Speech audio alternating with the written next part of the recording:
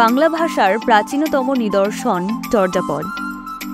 চর্যাপদের পুঁথিটি আবিষ্কার করেন মহামহোপাধ্যায় হরপ্রসাদ শাস্ত্রী। পুঁথিটি আবিষ্কৃত হয় 1907 খ্রিস্টাব্দে নেপালের রাজদরবারের গ্রন্থাগার থেকে। 1916 খ্রিস্টাব্দে বঙ্গীয় সাহিত্য পরিষদ থেকে এটি গ্রন্থাকারে প্রকাশিত হয়। মহামহোপাধ্যায় হরপ্রসাদ শাস্ত্রী এই গ্রন্থটি সম্পাদনা করেন।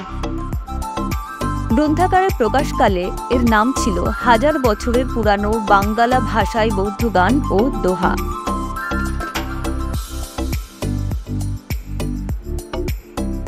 গ্রন্থটিতে মোট 46টি গান বা পদ ছিল। এই চর্যাপদের তিব্বতী অনুবাদ আবিষ্কার করেন প্রবোধচন্দ্র বাগচি নেপাল থেকে। এই তিব্বতী অনুবাদে প্রাপ্ত গান বা পদের সংখ্যা 51টি।